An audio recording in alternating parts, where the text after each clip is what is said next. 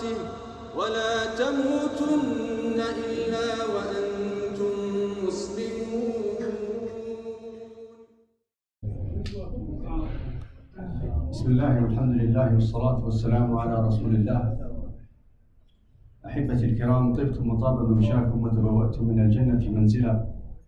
أسأل الله العظيم رب العرش العظيم أن يجعل جمعنا هذا جمعا مرحوما ولا يجعل من بيننا شقيا ولا محروما. بارك الله فيكم وغفر الله لنا ولكم وأثابكم وأهلكم بالجنة. Before we start, inshallah, I just want to bring something to your attention. For the two young brothers, come inshallah. You're very young, you can sit close to me, inshallah. You inspire me, so I want you close to me, inshallah. Before we start, I want to ask you guys, what do you think the ruling is if you come late to a salah and you miss the jama'ah? Can you start your own jama'ah in the back of the masjid?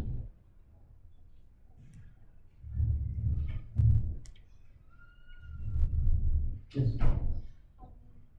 Because the Jama'ah has already ended, because you wanted to pray in the Jama'ah, but you missed the official Jama'ah, but I don't think there is anything wrong with just starting your own Jama'ah because you're still inside the masjid. Rasulullah sallallahu alaihi wasallam, he said, "Al-Imam جعل الإمام ليؤتم به." The Imam is the leader of the Jama'ah. وأهل السنة, علماء أهل السنة والجماعة, they said the Imam, we have to follow him and we have to respect him. فإذا دخلت المسجد, if you come into the masjid, you and your friends, and you're late for the salah, min adab, from the etiquettes of the masjid, is that you ask permission of the Imam to commence a jama'ah in the back. هذا من أدب إذا الصلاة في المساجد. And in this particular masjid, this is a masjid of Ahl Sunnah wal Jama'ah. This is a masjid قائم على السنة والاتباع والهدي. So the etiquette, and I know the Imam, Hafidhahullah, whether it's Sheikh Muhammad or Sheikh Zakaria, they would allow it, but it's from the etiquette and the adab to request permission to start a second jama'ah. And the reason for this, there's many reasons, but the primary reason is, again, I mentioned the hadith of Rasulullah sallallahu alaihi wasallam. He said, "Ju'il al-imam, al-imam yu'tamma bihi." You have to follow him. You have to follow his lead. So there's a high level of regard and respect when it comes to the Imam. Another reason for this is لكي لا نضع الخلاف في الجماعة, so that we don't make a distinction in the group. We are one ummah, we are one jama'ah. صح? Back in the days of Sheikh Al-Albani rahmatullah alayhi's time, in some masajid they would pray 4 different salawat, 4 different jama'ahs. So you had the Hanabila would pray their own salah, the Shafi'is, the Malikis, the Hanafis, they would all pray their own salah. So whichever madhab you pertain to, you have your own jama'ah. And this is karitha.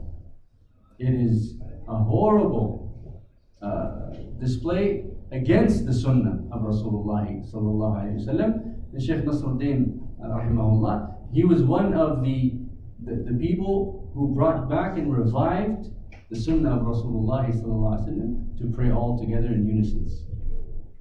So I thought I'd mention that to you in case in the future you'd come late with your brother or sister or son or whatever, and you want to start your own jama'ah. From the etiquette, I'm not saying your salah is not jaiz, it's from the etiquette of إذا الصلاة في المساجد, is that you seek the permission of the Imam politely. You go up to him, Assalamu alaikum Shaykh, can we start Salah, the Jama'ah, because we missed the Jama'ah. Perhaps the Shaykh will tell you, don't pray here, pray in the gym. Maybe they have a muhadara, maybe they have a dars. There's a lot of things to understand that you and I overlook. that you and I will overlook. But there's adab, and there's a hikmah, there's a wisdom to this. Subhanallah. Having said that, inshallah, we will continue discussing the book of Shaykh Al-Albani rahmatullahi alayh, The Prophet's Prayer Described. I don't know if all of you have gotten this. There is a PDF copy on the group that would probably help. I only had a few hard copies, I believe 5 or 6. I gave those out. If you want, I can send you a copy, or you can download the PDF from your phone, inshallah. Bismillah. Let's just do a small recap for the brothers who weren't here last week. We mentioned the significance of this book. And Shaykh Nasruddin Albani, he compiled this book for a reason. Because the primary reason was many people, they would have to go to different books of ahadith, like Sunan Abi Dawood, the Tirmidhi, Sahih Bukhari, to search for the authentic narrations of how to pray, how the Prophet ﷺ prayed. So what he did, rahimahullah, he said, I wanted to compile all the authentic narrations and give a very facilitated, very easy way for people to follow step by step how the Messenger of Allah ﷺ prayed. And subhanAllah, in this compilation of ahadith, the Shaykh, hafidhahullah, rahimahullah, jazahullah, khair al-jaza, he took the time and very detailed, compiled all the authentic narrations as to how to pray. And Tabarak ar-Rahman, this is the most comprehensive book that you will find on the Prophet's Prayer Described. There is another book by Shaykh Al-Uthaymeen rahmatullah alayhi, very similar to it as well, by the way. I believe we got to, let's just go over this. Standing in salah. Okay, standing in salah. Standing is a rukn, is a pillar. It's wajib. So if you can stand, and if you have no issue with standing, you don't have a medical issue, sit down.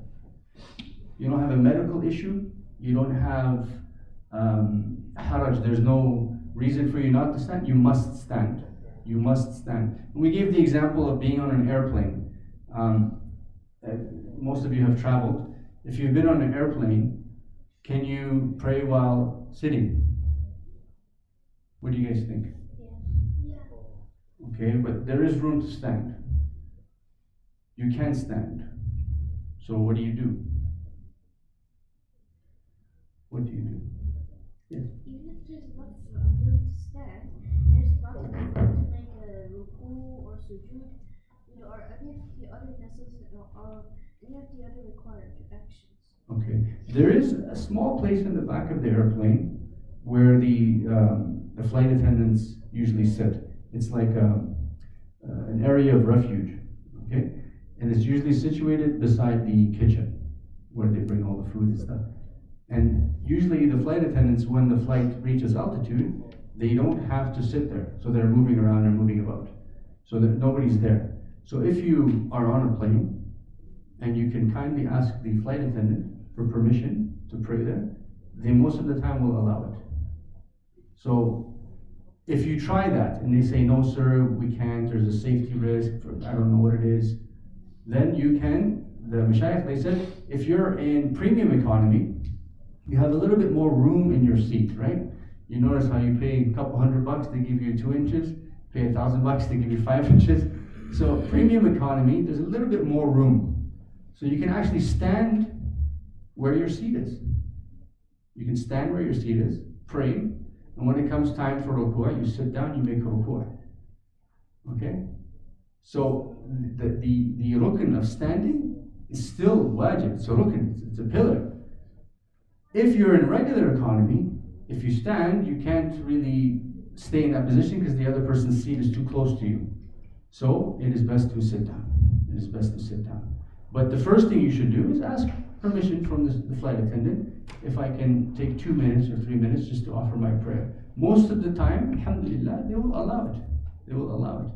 And with having said that, you have completed a rukn, a pillar of your salah. If they don't allow it, فيعني هذا يسمى عجز. This is يعني something beyond you. So you sit down, you offer your salah. Another thing we mentioned is Rasulullah sallallahu alaihi wasallam. He used to stand for every wajib salah, every compulsory salah. He used to stand for it. But for the sunnah, do you have to stand? The sunnah salah. No. كان صلى الله عليه وسلم يصلي على الدابة. نعم أحسنت. So Rasulullah sallallahu alaihi wasallam used to pray on his riding animal, the sunnah. And when it came time for the wajib, he would descend. There's also a mention in the hadith, and we mentioned it last week, is that sometimes the dabba would go off course while he's sitting and praying the sunnah. Jaiz. Yani subhanallah. These are all things to take into consideration. So this rukn, standing in salah, yani it's wajib, but yasqut an al-ajz.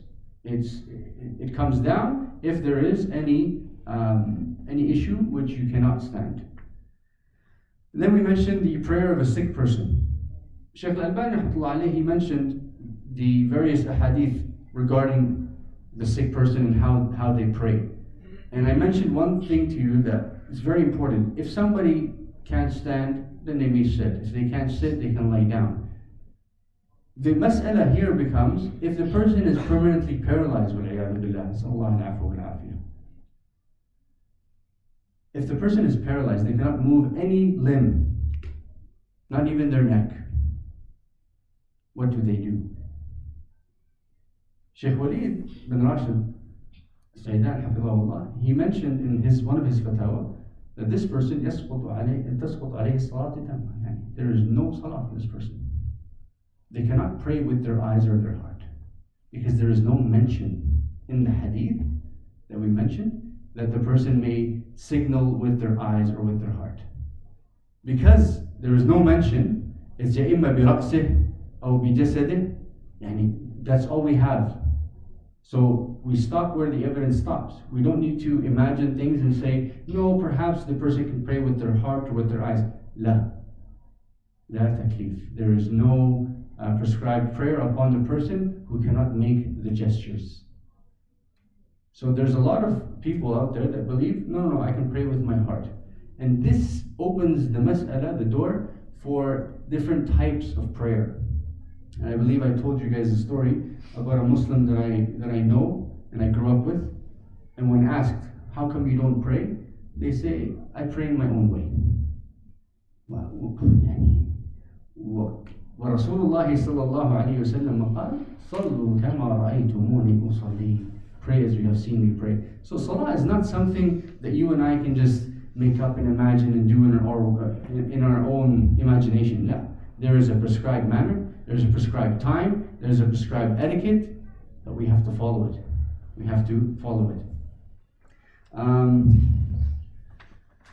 I believe, and then we also mentioned praying while wearing the shoes.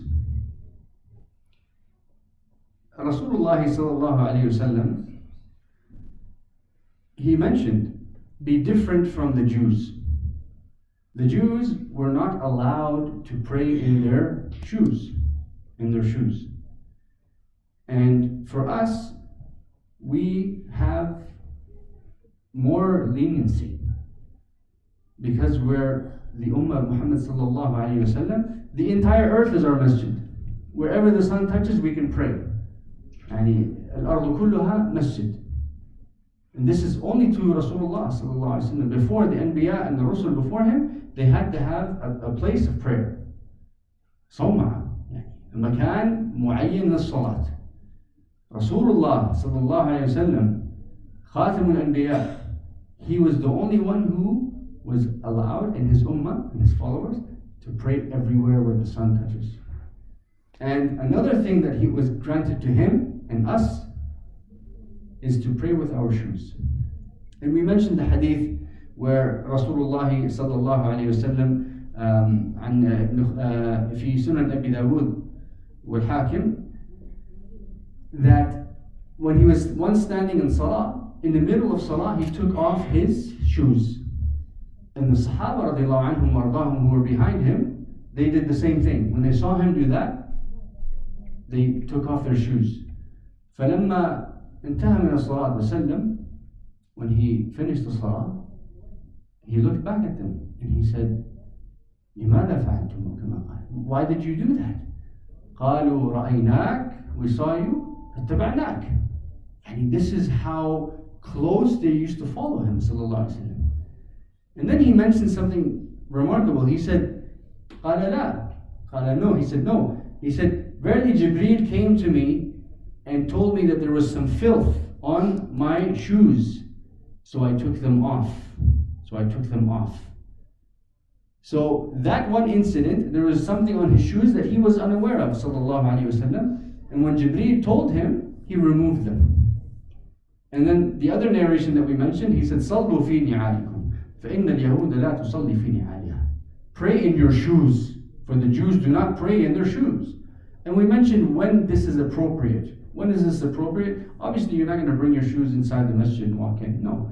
If you're outside at a park, if you're at an outdoor event, if you're at work, for example, and you don't feel like taking your shoes off, you may pray with your shoes on. Pray with your shoes on. Another question arises when we're talking about wearing the shoes. How do you make wudu?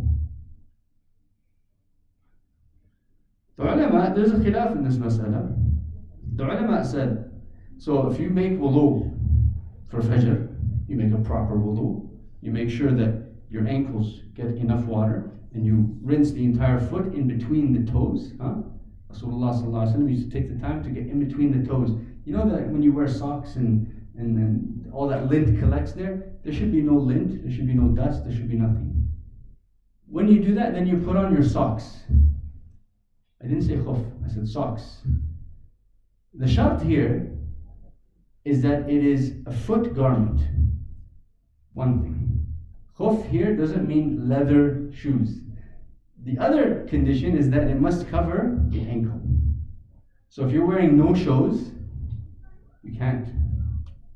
If you're wearing, those really skinny ones, no, it must cover the ankle. There's two shart here. A foot garment that covers the ankle. Why did I not say a leather foot garment? The phrase of khuf means a foot garment, does not specify leather. And some of the Sahaba, they used to have leather, some of them had cloth. Some of the Sahaba radiallahu anhum, they had holes in their khufs. So if somebody tells you your sock is too thin, you can't make wudu on it, no. As long as it covers the ankle and you wear it on your foot. Again, there is a difference of opinion. But if you go back to the asl and you make it very simple, the khuf means a foot garment that covers up to the ankle. It could be made out of leather, polyester, cotton, whatever you have. Whatever you have. So if you're praying with your shoes and you have wudu already, or you've made wudu already on your foot, then you wipe over your shoes. You wipe over your shoes. How does one wipe over their shoe? Can somebody show me? Show me. Okay, that's one foot. You missed the other foot. You're supposed to do both at the same time. Just like wipe. There's a very interesting quote by Ali radiallahu anhu warda, Ali ibn Abi Talib. He mentioned, he said, لو كان هذا الدين, if this religion was a matter of comprehension for the minds, and something which is just common sense, why would Rasulullah sallallahu alaihi wasallam not tell us to wipe the bottom of our foot? Because we don't walk on the top of our foot. What's dirty is the bottom. Sah? But this matter is a matter of facilitating, making it easy for people. So this wipe that you are doing, you're actually not cleaning.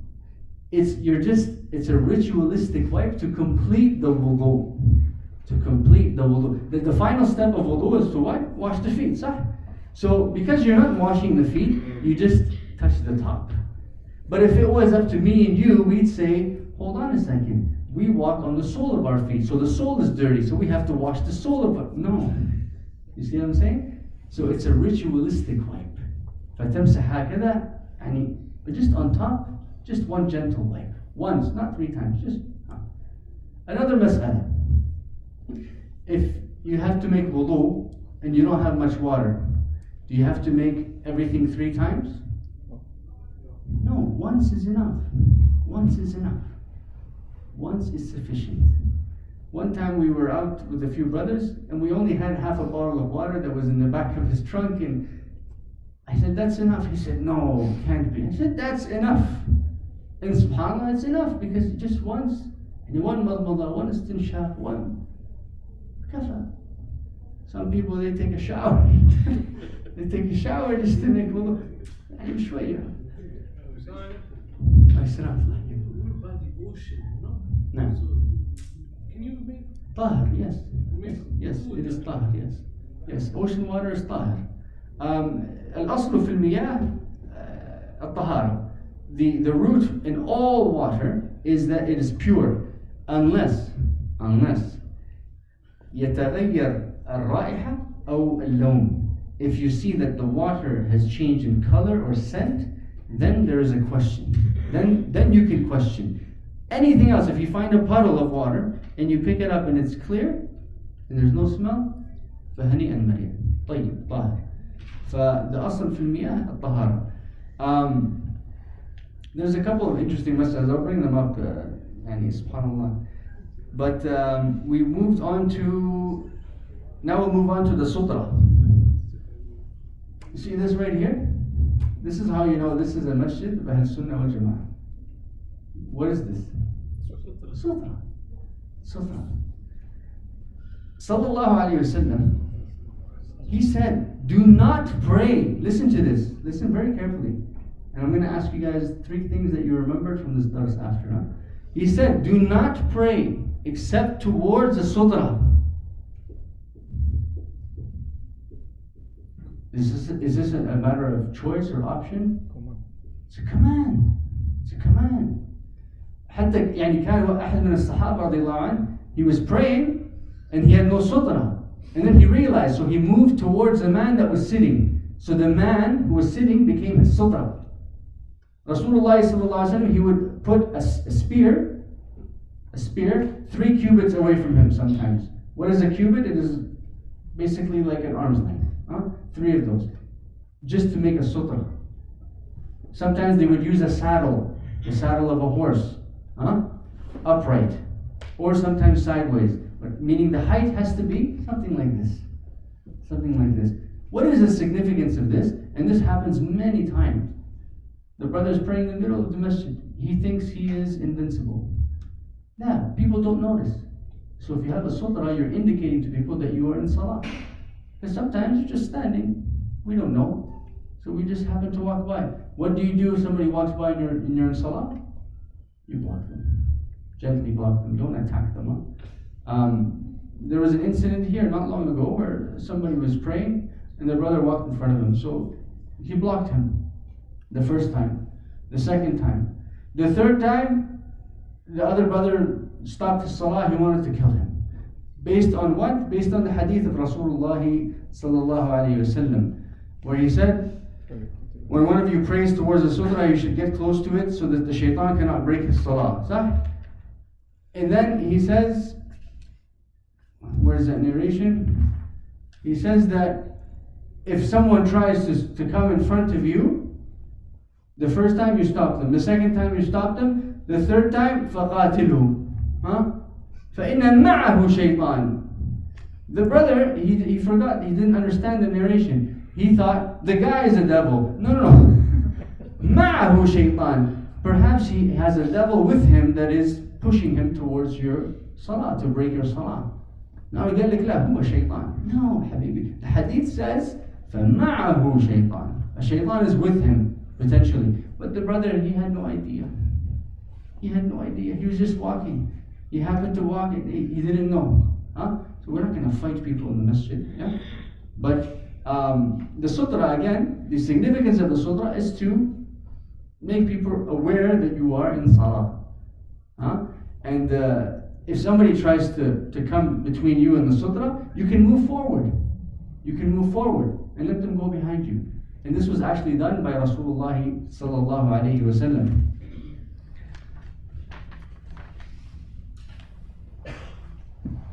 Also, the pillar. Rasulullah sallallahu alayhi wa sallam would often take the pillar of the masjid, of his masjid, as a sutra. So again, anything that is يعني بارتفاع هكذا يعني شبر أو شبرين, by 1.5 or 2 feet. It's good enough. It's good enough. And this is an indication that you are in salah. At the same time, it gives people the ability to walk in front of you without breaking your salah. If a child walks in front of you, don't stop them. They're children. Let them go. The hadith mentions rajul, by the way, man, full-grown adult. Another thing to mention is if the imam is leading us in salah, and somebody breaks their salah, they have to go and make wudu. Let them walk in front of you. So many times it happens in Taraweeh where somebody from the front row has to go to the back to make wudu. They broke wind or whatever it may be. And people are fighting him and shaitan. Yeah. The sutra for the ma'moom is the imam. So he can't even break your salah. If he walks in front of the imam, different question. So he's allowed to walk in front of you. He's allowed. So let him walk in front of you. He sallallahu alayhi wa sallam, he said, and this is another interesting fact, he said, a man's prayer is cut when there is nothing such as the end of a saddle in front of him.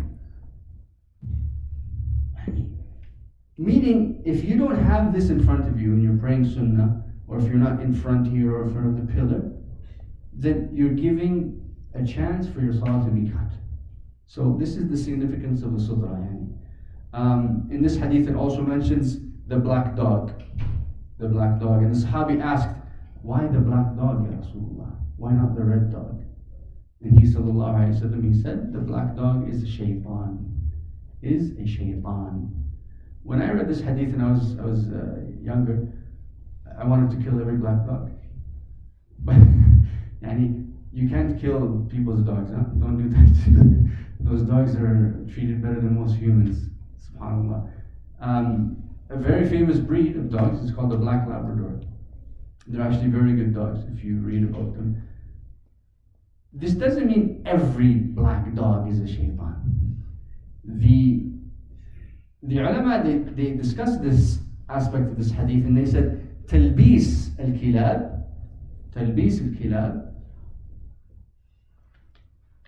the inhabitants of dogs is higher, they're more susceptible to talbis, these types of dogs. The black dog is more susceptible, more prone to a shaitan inhabiting it.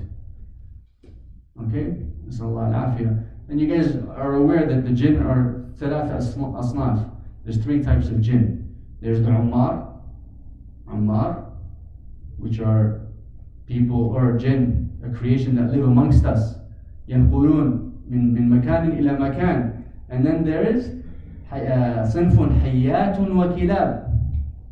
Another type of jinn, they inhabit hayat, yani snakes and dogs and different creatures. And then there is صنف يطيرون في الفضاء. The last type, the afarit, they are the ones who orbit in outer space. They fly in orbit. They are far more technologically advanced than most humans, than all humans. They reach the fada. So there are 3 types of jinns. The second type, الَّذِينَ يَتَلَبَّسُونَ, these types, they prefer black dogs. So if you see a black dog, it doesn't mean it's a shaitan or inhabited by a shaitan. It could be a shaitan. It could be a shaitan, and it does break your salah. There's a hadith that the Sahaba mentioned that dogs used to enter the masjid of Rasulullah sallallahu alaihi wasallam occasionally. It was a common occurrence. And there's no mention that they would wash the floor or anything. And this is why Imam Malik rahmatullah alayhi ذهب لقوله that the dog is not najis. The dog's footprints is not najis, its hair is not najis. What's najis is the saliva of the dog. And if you look at the hadith of Abi Hurairah radiallahu anhu warḍah, where Rasulullah sallallahu alaihi wasallam mentions, he says, if the dog licks or drinks from your eating or drinking vessel, then wash that 7 times, once with soil. That hadith is specific to the lu'ab, the spit, the saliva of the dog. And also that saliva comes into contact with something that will come into contact with your mouth. For the longest time, we thought, we would grew up thinking the entire dog is najis. And there is ulama who believe that. However, if you look at the hadith, it mentions the spit of the saliva of the dog. And if you look scientifically, the saliva of a dog is actually cleaner than a human's. However, it's only cleaner than a human's because it has very powerful bacteria that if that bacteria were to come into contact with your mouth, you can get what is called flesh-eating virus. There's a woman in, I think it was Nebraska. You can look this up. She had her mouth and parts of her mouth amputated and her hands because she was always kissing her dogs. And the saliva of the dogs, cleaner than hers, had such powerful bacteria that her flesh began to deteriorate. Sadaqa Rasulullah sallallahu alaihi wasallam. That is why he said to ensure if the dog licks or eats from your drinking vessel, and to wash it 7 times, once with soil. Do you have to do the soil? No, you could use bleach, by the way. You could use bleach, you could use soap. And Abu Hurairah, in that narration, he says, وَأَكْتَفِي بِثَلَاثَ. If you read his narration, in his commentary, he says, I suffice with 3. Do we take Abu Hurairah's opinion on that? No. That was his opinion. Rahmatullah alayhi, rahmatan wasi'ah. Rasulullah sallallahu alaihi wasallam said 7, we wash it 7 times. Once with soap or once with soil. But look at the hikmah there. Where was I? The Sahaba, they mentioned that the dogs used to come into the masjid of Rasulullah sallallahu alaihi wasallam, but they would never have to wash the floor or anything of that nature, because they're not there, eating and drinking. That's a place of salah. They used to walk through. Page number 10, he mentioned something, prohibition of praying facing the grave. Facing the grave. He used to forbid, sallallahu alaihi wasallam, facing the grave, saying, do not pray towards the graves and do not sit on them.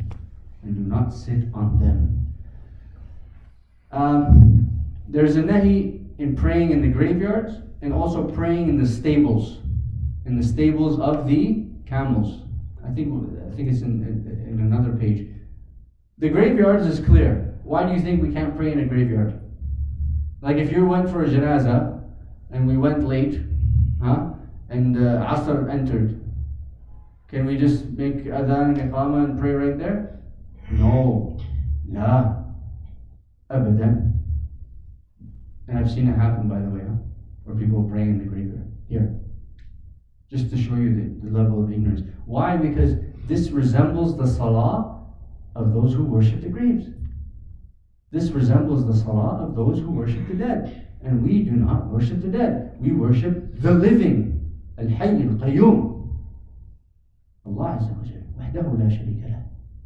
So there's a nahi tahreem. ليس نهي كراهة, nahi tahreem. It's haram, it's salah, it's batila. It's not accepted if you pray in a maqbara, in a graveyard. The question arises now. If you look at Masjid al-Nabawi, there are 3 graves there. 3 graves there. The grave of Rasulullah sallallahu alaihi wasallam, Umar al-Khattab, and Abu Bakr as-Siddiq. That's not part of the masjid, you know that, right? That's not part of the masjid. So, technically, those graves are not part of the masjid. However, the qubba that is on top, that ought to be destroyed.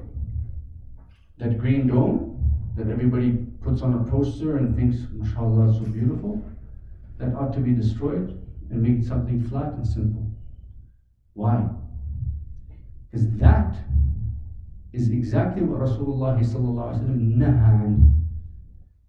لا تتخذوا قبور أنبيائكم مساجد. وكما قال صلى الله عليه وسلم. He says لا تكونوا لعن الله اليهود والنصارى اتخذوا قبور أنبيائهم مساجد. وكما قال صلى الله عليه وسلم.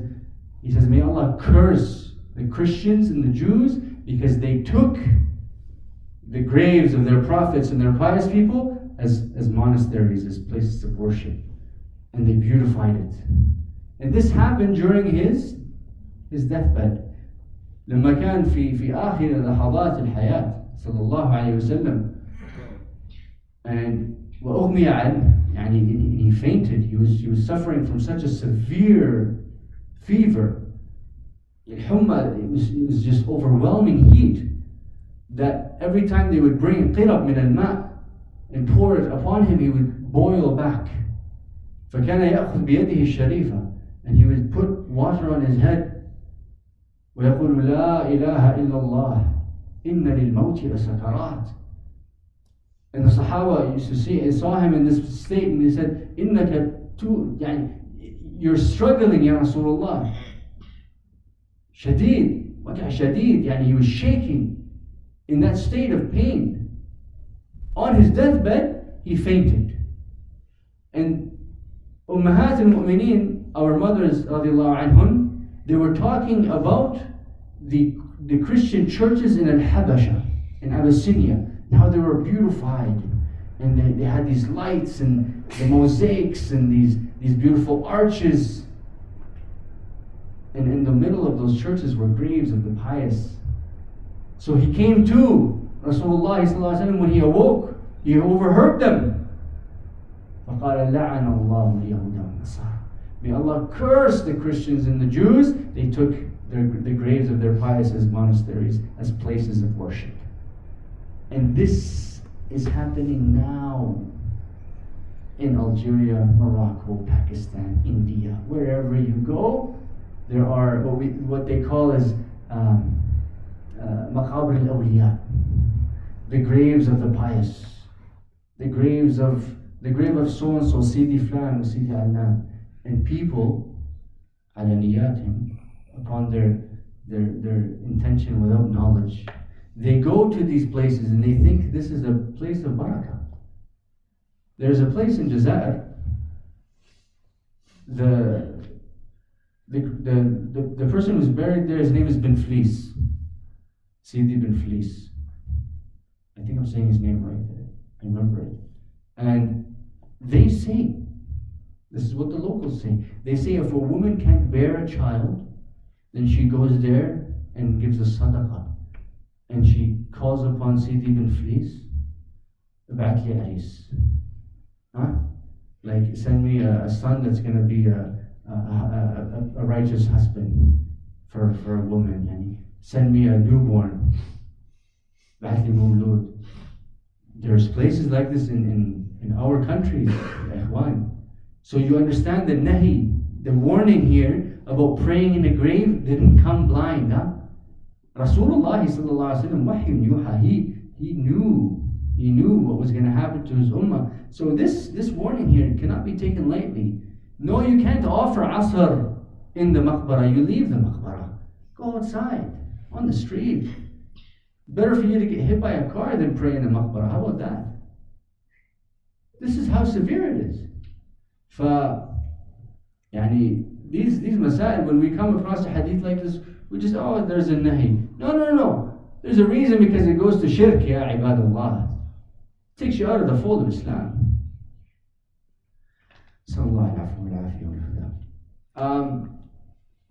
We're going to mention, I think we're going to stop here, but there's 2 points I'm going to mention. The intention and niyyah. First of all, I think everybody knows this, right? Habibi, when you stand up for salah, we're going to pray Isha inshallah in about half an hour. Before you start your salah, you're supposed to say, "Oh Allah, I intend to pray Salat al-Isha," right? Right? You say Fard Salat al-Isha? Do you say it? No. Ahsan. Good. Habibi, I love you. You don't say it. You don't say it. The niyyah, okay, aslu niyyah is inside the heart. إنما الأعمال بالنيات. Huh? There is no mention, listen to me, there's no mention in any authentic narration or even false narration that you have to say the niyyah of salah. No. There is a mention of saying the intention of Umrah or Hajj. Lafaz, to say it. Yes. In salah, there is no mention. فَمَا بَالَ أَقْوَامٍ, what's wrong with people when they come to salah and they announce it? Oh Allah, نويت صلاة العشاء 4 أين أتيت بهذا? Where did you come with this? There is no mention. So the niyyah is here. What happens if I made wudu, they started the salah, I'm making wudu, and I join the salah, Allahu Akbar. And then I remember after salah, I didn't intend. What happens? Yes. Just praying salah means you intended to. Just praying the salah? Because I mean, how are you supposed to do something if you don't intend to do something? Good. Wallah, I love you. There's more to it than that. If you made wudu, أنت ناوي ماذا يعني you just making wudu to look fresh? لا, أنت ناوي تأتي للصلاة. Same thing with fasting. Remember what I said? You woke up for suhoor. You don't have to announce on the calendar, on the loudspeaker, oh Allah, I intend to fast the 22nd day of Ramadan. It will be 16.34 hours. No. You made suhoor. Even if you missed suhoor, you intended to wake up. You didn't wake up. Sa'im. There is no mention of the niyyah out loud for salah. Please, this is still something ongoing in our community. The last point I want to mention, I want to focus on this one. Takbir. Can somebody demonstrate to me Takbirat al-Ihram? Stand up, both of you, all of you. Come, stand up, don't be shy. Yes, stand up. Face the Qibla and make your Takbir. Takbirat al-Ihram, as if though you're entering salah. Move away from him, go in the front. Okay? Allah Akbar. Okay. Brahim, demonstrate. I didn't hear you. Brahim, demonstrate. It's good to encourage our youngsters to actually feel comfortable in a masjid. Allahu Akbar. Okay. Sit down. MashaAllah. Jazakumullahu khairan. Takbirat al-Ihram. What if I told you that all of you were right? Jazakumullahu khairan. Very good. Why? Number one thing you got right is you all said it out loud. Very good. Takbirat al-Ihram is a rukn, is a pillar of salah. The takbirah is how you enter the salah. The ulama said there is no salah for someone who does not say takbirat al-Ihram. Just like there's no salah for someone who does not read Surah Al-Fatiha. There's no rak'ah. Takbirat al-Ihram is a rukn, is a pillar, right? What are you saying when you're entering a salah? Allahu Akbar, Allah is the greatest. Rasulullah sallallahu alaihi wasallam, when he used to enter the salah, he would do Takbirat al-Ihram out loud. There's 2 narrations, pay attention with me here. He would either lift his hands to his shoulders, not like touching his shoulders, it's impossible. To his shoulders meaning right here, parallel with his shoulders. Or to his ears, the top of his ears, it even mentions. There is no mention where that he used to touch his ears. I believe the brothers who touch their ears, as if though they're looking for that signal, they read the hadith wrong. They think, as soon as they saw ears, they're like, oh, that's the key. Okay, so I gotta touch here, then I got the signal. No, it's the distance, meaning the ears parallel, or the shoulders. And his fingers, pay attention with me, they would not be together. And they would not be like this, in a natural form. Separated, apart, but not wide and not together. I have seen so many types of Takbirat al-Ihram, and may Allah subhanahu wa ta'ala guide all of us, the majority of them are not like this. One Imam, he did this, and many people do this. They go from here, from the chest, Allahu Akbar. It's as if though he's passing the ball. He's throwing the basket. No, what's this? What's going on over here? There's no mention of that. There's two narrations, and you can find them on page 10 and page 11. Huh?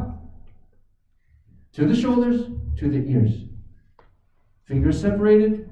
Allahu Akbar. He often would say at the same time, before or after. So you can do it together. Allahu Akbar. Allahu Akbar. Allahu Akbar. 3 ways. La rabi'a lahuma. There's no fourth. You can't say Allahu al-Kareem, Allahu al-Azim. No, nothing. There's nothing. There's Allah. Yani, in order to enter the salah, you need this. In order to enter the salah, you need takbir al-ihram. In lafzuha wahid, Allahu Akbar. Now comes the mas'ala. Does one say it out loud or silent?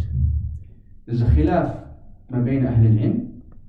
If the imam is leading us and he says Allahu Akbar, the majority and the correct opinion that I am with is that everyone must say it. في تكبيرة الإحرام, because it's a rukn. It's a rukn. إذا كبر فكبروا في لفظ في الصحيح. So I want you to pay attention. In this masjid, Tabarak ar-Rahman, mashallah, is upon the sunnah. Because even if we have 20 rows, the majority say it. In other masajid, it's 1, 2, maybe 5 people. Allahu Akbar. You don't have to announce it, but it should be allowed. It should be allowed. It is takbirat al-ihram. The other takbiras, you can remain silent or say it silently. But takbirat al-ihram, and I am with this opinion, it must be allowed because it is a rukn. If someone enters and the imam is in the ruku', and this happens all the time, and he wants to يود أن يدرك الصلاة مع الإمام, يدرك الركعة, so he goes Allahu Akbar, he goes straight down. What happens to this person's salah? He didn't enter the salah, he entered the ruku'. He entered the ruku'. And there's 2 parts to the takbir of al-ihram. Al-istiqama wal-takbira jahran. So not only did he miss both, because he's going into ruku' and he's saying Allahu Akbar. And most of the time they don't even say it. Alhamdulillah. They don't even say it. So that person, if he's entering and the imam's in ruku', he has to stand straight, Allahu Akbar, and then Allah. That's how you enter the salah. Because you're not entering ruku', you're entering the salah bi takbirat al-ihram. Very important. And now you know, now you have this ilm, please teach the brothers, teach your family, teach your friends. Many people you will witness doing this. By the way, if you ever see a man who enters the salah that way and you don't know him, don't be like, brother, get up, re-pray your salah, you don't know how to pray. No, be gentle, be easy. Tell him, Rasulullah sallallahu alaihi wasallam, he said, this is how he used to make takbir al-ihram, mustaqiman, wa kana yukabbir. Just teach him. Don't be arrogant, don't be ignorant. Be polite, be with manners. We'll finish one last thing, inshallah, and then we'll give it a break. To place the right hand over the left, the right arm over the left. Now, this is a sunnah of all the anbiya. Remember, I'm going to ask you guys for 3 things you learned. Placing the right hand over the left. Okay? All the messengers and all the prophets did this. This was the command of Allah subhanahu wa ta'ala. How does one clinch? You can either put the right palm over the left of the back of the hand and clench like this, or just place it. You don't have to hold. Can somebody do this? Sit up. Why not? Is right hand over left? No? Why can't he do it? It's not proper. Yes. his hand over this, right? And you're not going to fight somebody. I see people standing still like this, puffing their chest out. Or there's some brothers, they go to the left because they think the heart is the most sacred place, and they're afraid Allah's going to steal their heart, so they're hiding their heart. Huh? What are you doing? What are you doing? Yeah. Hold on a second. Hold on. There's a mas'ala here. If it's a makan dayyaq, if it's really narrow in the sufuf, can't do this and push the other guy around. No, let's you. Move a little bit over. صح? But this is in that circumstance, if it's dayyaq. Okay? Where do you place the hands? And here comes the big khilaf. And it's a khilaf about 3 inches. Subhanallah. This is what the Ummah of Rasulullah has resorted to. 3 inches, the guy's a kafir. Huh? وَقَدْ ثَبَتْ that there's 2 places where you can put it. Where do you put your hands? The first is right here, just below the navel. Huh? Or here. That's it. It's as simple as that. There's a khilaf amongst ulama whether it's here or here. But there's a clear conciseness that you can't do this. Umar radiallahu anhu warda, on one narration, he walked by a man who was praying like this. So he put his hands down. He said, this is not taqwa. That's not how you pray. This is not khushu'. يمد يده هيك خاشع. Sure, yeah, just gently. Right here. The navel or just at the right above the belly button. Huh? Some people put it below. It's fine. Some people practice sadl. What is sadl? Dropping the hands. Did Rasulullah ever do sadl? Do you know what sadl is? No.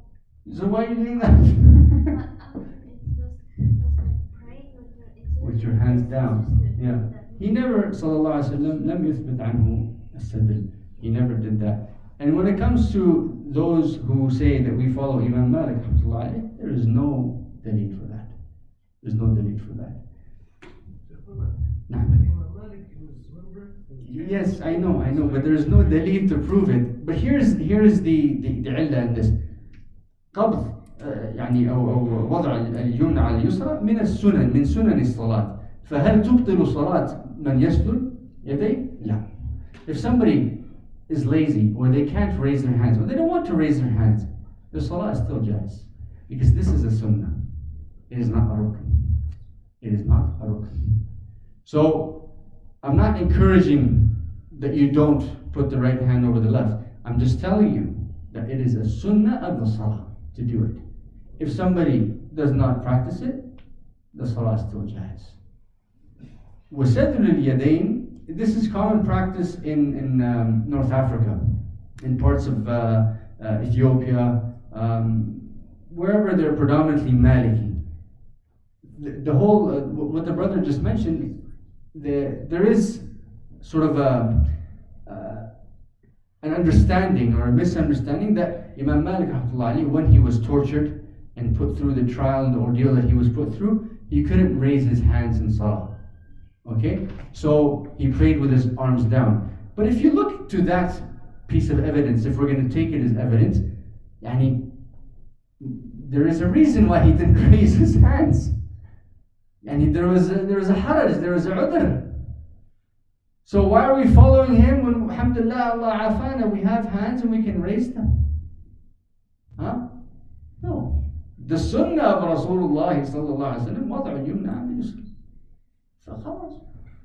But again, if you see a brother who prays with his hands down, don't tell them your prayer is not valid. No, tell them, remind them, it's a sunnah of Rasulullah sallallahu alaihi wasallam and all the Anbiya and all the Rusul that they used to place the right hand over the left, just like so. Just like so. My grandfather, Allah yarhamu, he used to pray with sadr. And my uncle, who was mashallah al-ittiba' al-manhaj, he would never let him go. Your salah is not jaiz, this and that. Now he regrets it. Rahmatullah ala jaddi. Now he regrets it. Why? Because he didn't understand. He took this idea, this hadith which is authentic, and he wanted to hammer it into a person, a man who grew up his whole life praying like that, ala niyat. And subhanAllah, from the dalil we understand that his salah is still jaiz even though he drops his hands. So what did you do? You ruined the sunnah of Rasulullah sallallahu alaihi wasallam. Huh? But subhanAllah, sometimes you'll come across people like that you have to be more lenient towards. One thing to mention is when you're standing in salah and the person next to you doesn't want to touch your foot. This is very common, it happens a lot, especially in Jumu'ah or Eid or Taraweeh is the most famous one. You'll have the odd few that feel that perhaps you have some sort of disease, so they don't want to touch you. They just don't. You move and they move, and you're playing footsies almost. You say, no. What do? Stand normally. Make sure your legs are parallel with your shoulder. Don't be doing the splits. Trying to fulfill the command of Rasulullah sallallahu alaihi wasallam. You can't force this issue. Even though it's min tamam as-salat, from the completion of salah, from the etiquette of salah, from the perfection of salah, is a sufuf. Perfectly straight, lined up. Kabunyan marsus, as the malaika stand. This is from tamam as-salah. But some people, hadahumullah, they will move away from you. Don't force yourself on them. Inshallah. Niktafi bihada, inshallah. Next week, we're going to keep going. There's, mashallah, so many points here, but please bear with me. I don't want to make it boring and keep going. Niktafi, inshallah. Subhanakallah wa bihamdik. Ashhadu an la ilaha illa ant. Astaghfiruka wa atubu ilayk. For the young boys, come here. I'm going to ask you the 3 things that you remember. Yalla, tfaddal. Salatu wassalamu ala